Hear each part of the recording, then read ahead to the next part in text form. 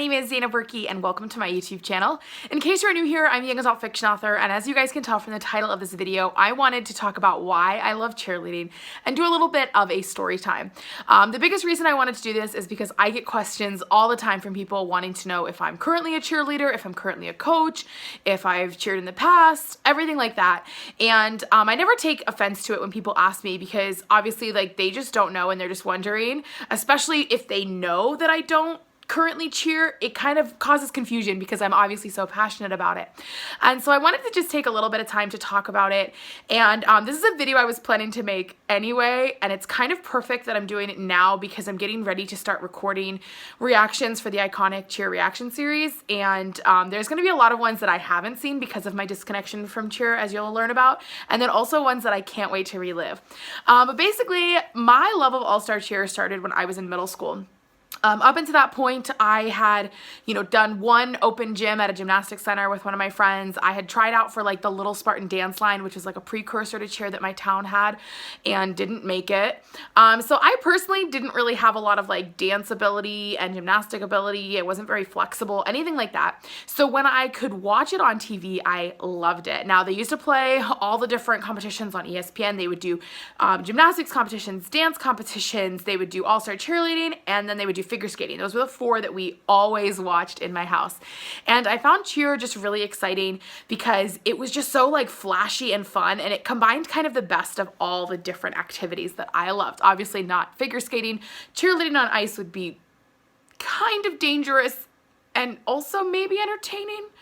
I don't know, we'll revisit that another time. But I just remember watching different competitions and watching like NCAA, college nationals, all these different competitions, and just loving everything. I couldn't tell you to this day like what specific teams I was watching or what specific routines they were doing. All I know is I would watch it all the time, and sometimes they would like show it on a Saturday morning and then they would show it that evening. I'd watch it again, or the next weekend they would show it again. I'd watch it again. There were some competitions, especially with dance, I know I had watched the same one like 3-4 times, and I just couldn't get enough of it. And I really loved the tumbling. The tumbling always really stuck out to me because I thought it was so cool. I remember in my front yard trying to do tumbling. I would like run as fast as I could and I would like do a round off. And I remember one time I would like pretend like I could land in a split, but I couldn't. And one time I did land in a split. There were tears and a lot of pain because my body was not prepared to stretch that way. But I just couldn't do those things, and it was really, really cool for me to watch. In fact, my favorite thing ever, there was a co-ed stunting competition, and this guy stunted a girl up, did like a basic lib or something. I honestly don't remember. But once she came down, they switched places and she stunted him. And I don't know what color their uniforms are. My brain kind of like fills in the gap, and I'm like, maybe it was blue. I don't know. Maybe it was like red and black. I don't know. Maybe it was this. I don't remember, but what I do know is that it was super amazing, super cool, and I loved it. Well, as time went on, I didn't really continue watching All-Star Cheer very much, and keep in mind at school, like, I could care less about the cheerleaders. I think deep down, part of me did think that our high school cheerleaders and middle school cheerleaders were kind of cool, but I had like the teen angst of like, I don't like those girls, they're pretty unpopular and I'm not, and so I was like, psh, whatever. And in fact, I can actually remember my sister and I went to this like kind of thrift store in our area, and I bought a shirt that had a cheerleader on it. And I remember only wearing it to school once or twice ever because it like wasn't me. Like, I wasn't a cheerleader, but I had this love for cheerleading and I didn't really know how to express it or whatever. Well, a bunch of time passed and I really didn't have any connection with cheerleading. I still thought tumbling was cool. I remember one summer at camp, I found out one of my campers could do like a round off back handspring back tuck, and I was like, this is the coolest thing ever. And like, I was obsessed with like the Bring It On movie and then later the Bring It On musical. So I loved cheer. I really, really, really loved it. I just didn't have a personal connection to it. Well, one day, finally, I think it was actually my boss who suggested it. We had done like a cheerleading club at camp where some girls from like the high school came and like chatted with the kids and like watched their routine, something like that. But I actually reached out to Northwest Silver Stars, and they actually came by our facility, our camp, and they performed. And I remember watching it going like, oh, I remember this. I want to go to this again. And so some of the girls at work at the time actually started doing cheer because of that performance, or were going to anyway, whatever. And so I started going to like some of the different showcases. Well, then I decided to eventually, because of like going, like doing all those, I decided that I wanted to like get more into it, started like looking up cheer, and YouTube was kind of a newer thing. And so I can remember like looking up cheerleading on YouTube and just like wanting to like watch cheer. And apparently either through looking it up or talking about it with a lot of different athletes that I like eventually came to know, I found cheerleaders. And I always like say that like SMOED's my all-time favorite team, and this is why, because here I was super disconnected from the all-star cheerleading world, completely unaware of cheer happening on social media, because like you have to understand that social media platforms did not exist when I was in high school, even at college. Like we had Facebook and MySpace, but that was kind of it, and like Twitter towards the end there. But like we really weren't like a social media generation, and so it was like weird and hard for me in a lot of ways because I didn't know it. But so I found cheerleaders on Awesomeness TV, and I became completely obsessed. I was like, this is my favorite team. I absolutely love them. I started searching out the cheer community elsewhere. Like I ended up finding cheer updates on Twitter and started following them to find out like how SMOED and other teams would do.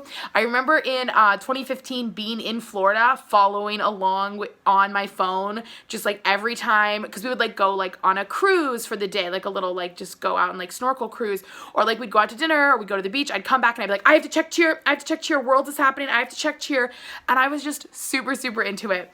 But it was actually in, let's see, it would have been 2015 actually. That was the year that I talked to my friends and was like, hey guys, you should come with me to cheerleading. Like, it's really fun. It's really great. And like, you should come. I'm going to go to this competition in Seattle. And I convinced my friends to go, and we went to ATC Bellevue. We actually spent the night in a hotel the night before so we could be there really early, because the kids I was watching, they cheered at Northwest Silver Stars, and they went at like 10 and 11 o'clock in the morning. So we went. It was me, Tabitha, and Monique. And I had told them like, hey, it's up to you how late we stay. I understand cheer's not your thing. But as the day went on and they started to see some of the other divisions, they were obsessed. And I want to say that was the year where like One Direction was in every single mix, or maybe it was the next year, but I just remember hearing One Direction like all the time at the early years of ATC Bellevue. But by the end of like the afternoon, it was like 1, 2 o'clock. They were like, we're staying till the very end, right? And I was like, yeah, of course. And the night before in our hotel, I had been showing them videos of SMOED from like Worlds 2013, 2014 and stuff. And so they got really into it as well. And I, for one, was like so excited to be able to share cheer with people because I loved it so much.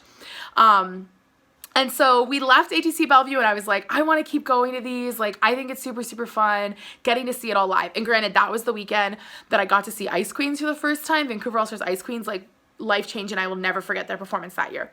But anyway, fast forward about a year, and I was still going to some of the little showcases the kids were doing, and then I convinced Tabitha to go with me to ATC Bellevue again, and that was a really crazy year because Janae, who had formerly been on SMOED, was actually on, PCM Resurrection that year, and so I was like, oh my gosh, it's Janae from SMOED, and Tabitha was like, what? And I was like, never mind. But I went to that comp, and we actually vlogged it. Fun fact, that vlog exists. Tabitha, myself, and then our friend Jess at New Year's, we were actually in Seattle at New Year's, we came up with our own YouTube channel called Not Dana. I was getting very into YouTube at the time. I was watching tons of different vloggers and just absorbing a lot of content. YouTube didn't start till 2004, so I was like in college as YouTube was really blossoming, and I was completely removed from it. But so I was getting super into YouTube. We'd created a YouTube channel at New Year's, and we actually vlogged going to the competition. And so that was my first ever cheer vlogging experience. I'll put the link below because it's embarrassing. But we had a really good time, and I was just like super like loving cheer so much. Like loving it so much.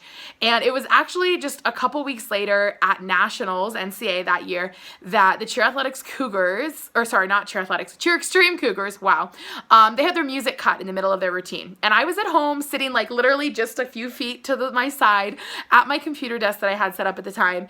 And I was watching via cheer updates, just hitting refresh every 3 minutes. And I can remember at some of those early comps, I would retweet anyone that hit 0. They would have like the you hit 0, like just an image, not a video. And I would retweet every single one of them because I was so excited for teams and I wanted to support them. But I remember watching mostly just like small co-ed because of SMOED, and then watching International Open All-Girl at the time, level 5, because of Ice Queens. So when I watched Cougars go, I lost it because 30 seconds in their music cut. And everyone on Twitter is like, oh my gosh, their music cut, oh my gosh. And I'm like, what's going on? literally what's going on. And then like a 15-second video popped up of someone like panning through the arena, and I was just sobbing. Shocking, right? Me crying? No. But I was completely emotional, and within like an hour or so, like we found out, number one, they hit 0, and number 2, they won. And I like cried as if they were my own like best friends because I was just in my emotions. And then a video popped up that had the whole routine. And to this day, if I watch that video, I get very emotional because it brings back this like wave of emotion that washed over me sitting in my house, just imagining what these athletes were feeling. Well, I posted that video everywhere. I posted it on Twitter a ton. I was on Instagram, but not really following maybe just cheer content. It was kind of, my content was kind of all over the place. I was very into geocaching back then. But I posted it to Facebook and nobody cared. Literally no one cared. They were like, whatever. Like I think my post got like 3 likes and I was like, guys, I have a lot of friends. Give me some love. But nobody cared. I had no cheer friends on Facebook back then. But so no one cared and I got kind of frustrated. And I had been self-publishing books for like a year and a half at that point. And I was like, I'm in a unique position where I can do something about this. I can sit back and watch the cheer world be the cheer world and the regular world be the regular world, or I can do something to combine them. And so I really started feeling and thinking and being like led to like, had all these ideas that I should start writing books about cheerleading, that I should, since I was writing for young adults, so like for teenagers and stuff, I was like, I should write books for young adults that are about cheerleading. It's a great way to take my knowledge and love of the sport and turn it into a book that people can read. It would help cheerleaders feel celebrated. It would help non-cheerleaders get into cheerleading, since most people, when they think of All-Star Cheer, they think of Bring It On, and that's really it. That's all we really had. So I started outlining, and within a week, I outlined the first, I don't know what, it was like 8 to 10 books in the series. I knew everything that was going to happen to Max. I knew who Max was. I knew the name of the series. I knew the gym, the name of the teams. I knew who some of her friends were, what the action was going to be in this book, this book, this book, this book. And I just wrote everything out. Like inspiration struck more than it has ever struck for a book in the history of my life. And I just outlined all of it. And I remember sitting at home going like, okay, we're going to really outline all of book 1. And then I'm going to start writing this. And I actually talked to my friend Emily. She had gotten me to go to like a Pac-12 like gymnastics competition. And I was like, okay, so now you need to come to a cheer comp with me. And I actually took her with me to Sea to Sky in Canada. We like drove up and just surprised everyone. I was friends, I still am friends, but at the time, Kylie was cheering for Vancouver All-Stars, and like her mom was waiting to watch her team go. And I just like tapped her on the shoulder and she turned around and she's like, what are you doing here? And I was like, I just wanted to come. But really I was walking around like absorbing all of the details and information, because I was like, I want to write about this. And so I actually went home, and since the Not Dana YouTube channel was kind of fizzling out, we weren't really doing a lot of content, I decided that I was going to start my own YouTube channel as I started writing the books about cheer. I figured cheerleaders were on social media, I'll be on social media, whatever. So I started doing an author vlog where I would film myself all 7 days of the week and then be like, this is what I did this week. And it was very like inspired by Grace Helbig, but not nearly as good or as good of content. And then I started doing 2 Sentence Tuesday, where I would share two sentences I had recently written. And I remember like making these videos as if like hundreds of people were watching, when really I had like 4 subscribers. But I would like put a cheer bow in and be like, this is the cheer bow of the week. Guess what I'm writing about? And it was so lame. And in a way, I'm glad those videos are gone. But I knew that once the cheer season started, I wanted to also vlog.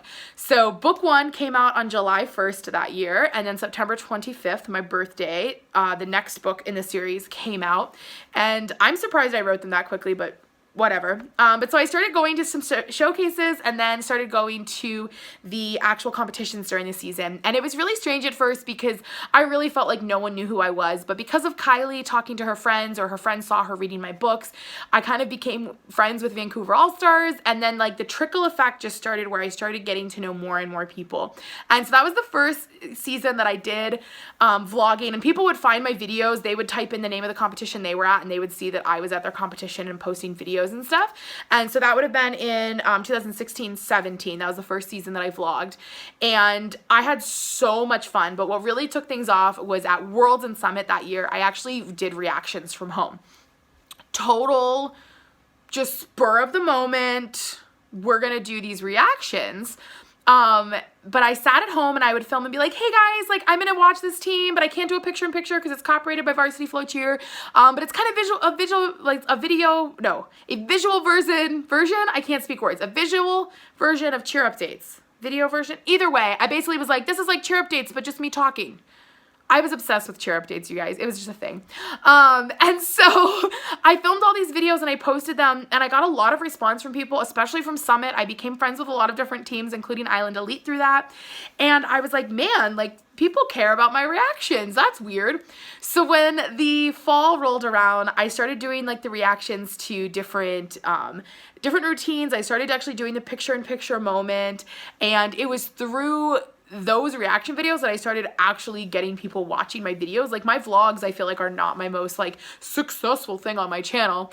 But it all kind of just blew up from there. Like I never expected people to care about me watching certain routines, that people would care about me crying at certain routines. But I just started like watching just tons of cheer. And unfortunately in 2018, two things happened. Number one, I got to attend my first ever Worlds after years and years of waiting. The second thing though was that because of copyright, because of Varsity and Flow Cheer and full routine videos I posted from Worlds, my channel was shut down. So I have none of those old videos. Part of me on a few of them, I'm kind of glad because they're definitely super cringy. But I had to restart my channel, and that's what I currently have now. And it was weird because in Worlds 2018, I walked in and I was like, I'm a cheerleading YouTuber, and like no one gave a crap or knew who I was. I was super awkward. Like if you watch that Worlds vlog, it's awkward, it's cringy, because I was just kind of like a nobody. And then the fall came around and Senior Elite's music dropped, and I filmed my reaction and I bawled my eyes out in it. And that video is no longer up because it is under copyright with Cheer Music Pro. Like in order to, if I had left it online, it would have been deleted and I would have gotten copyright strikes. So Sharita actually warned me and I took mine down. But that kind of blew up. And all of a sudden I went from like rebuilding my channel, having like 300 subscribers, to like through the roof, all these people were watching my videos. And it was just insane. And through this whole time, I've still been writing my cheerleading books. There's actually 6 books out right now, and I'm working on book 7. But like when sometimes it just like it had this like natural progression of like me doing reactions, me doing videos about this, that, and whatever, me going to competitions. Finally got to go to NCA in that would have been 2019. Yeah. Yes, because I went in 2020 as well. My brain just like went, no, that's this year. I don't know where I'm at, you guys. Corona got me all confused on my days. But like all these great moments happened, and like when I'm just kind of going with the flow and like whatever, it's not a big deal. But when I look back, I'm like, oh my gosh, like never in my life did I think I would be posting videos 5 days a week to my YouTube channel that had to do with reaction videos. Never in my life did I think that some of the like different cheerleaders and coaches would know that I even exist, let alone know my name and who I am, and like would message me and be like, hey, blah, blah, blah. Like it's really, really strange. And literally all of it though stemmed from me watching cheerleading on ESPN, me getting to receive cheerleading in a way that was accessible to a random girl with cable television. And so I especially love how much we've seen come out of the TV show Cheer on Netflix, because that's kind of like what exposed me to the cheer world. It's kind of like what's happening to kids now. So it was because of those like early things and early moments and watching different teams that got me interested in it. SMOED got me just obsessed, and then starting my books and making my channel has really led me to where I am now. And I love that I get to just support everybody. I get to just give positivity and love to every team. If a team asks me to watch them, I'm gonna watch them. I have so many favorites. It's a struggle. It's a struggle. And I always make new favorites, and I love making new friends and getting to meet new people and support new gyms and just really get to celebrate every single person. And yeah, it's the best and it's the greatest. But I think if you had told middle school me that one day I would be like involved in the cheer world this way, I'd have been like, no way. If you had told high school me that, I'd have been like, haha, funny. And if you had told me like the day that I started my YouTube channel that this is where I would end up, I would have been like, there's no way that's possible. That's like living the dream. Oh my goodness, but like here I am, and it's so weird. And it like, as weird as it seems like to look back and imagine where I started and where I am now, it was just like this natural progression that happened. And I just have such a love and a passion for cheer and celebrating all the different teams and gyms and everything like that. And I've made so many friends along the way that, like, as strange and random as it is, I wouldn't change it for anything. Like, it's always really funny when I talk to people and they're like, so what do you do? And I like explain my job and they're like, oh cool, what do you do in your free time? And I'm like, I'm a self-published author and I'm a YouTuber in the cheer community. And it's always the weirdest moment, but here we are, and I literally could not be happier. So yeah, that's my cheer story. That's my backstory on why I love cheer and how I've gotten to where I am today. I apologize, it was super rambly. But if you guys have enjoyed this video, be sure to give it a thumbs up. Then comment below what part you already knew about the story, what part surprised you. Share your cheer story in the comments below as well, or if you film your own video, please tag me. I would love to watch it. I think it's just such a cool way to, like, now that we're reaching kind of the end of the 2019-2020 season, as we kind of find out official word about Worlds and Summit, I think looking back and taking the time to just celebrate where we've all been through in cheer is a really cool way to continue just supporting one another and pouring into the sport and things like that. So if you guys do a video or if you guys want to write it in the comments, please, I want to see it. I can't wait to read all the different things and watch videos and stuff like that.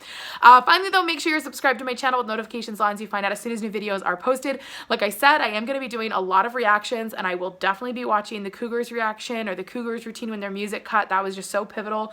Plus, of course, lots of old SMOED. Gotta do it. Gotta do it. But I have a lot of iconic routines that were sent in for me to react to, and I cannot wait. I actually, by the time this video is loaded, I'm no longer accepting requests, but I know right now I think I have like 35, plus there's new ones that have come in, so I can't wait to watch all of those. So stay tuned, those are coming up. Make sure you're subscribed to find out as soon as they're up. But all in all, I hope you guys have liked this really super long-winded video. I apologize it was so long. I couldn't say it in less words though, just because my brain is really long-winded. But all in all, I hope you guys have liked my cheer journey story, and I know it's definitely not where I thought I would end up, especially not middle school me or younger me at all, but I'm so thankful to be a part of the cheer community in my own little way and to get to support everyone and just celebrate this sport and celebrate all of you amazing athletes that are out there, all the different coaches, all the different gyms, things like that. So anyway, hope you guys have enjoyed. Thank you all so much for watching though, and I will see you all soon.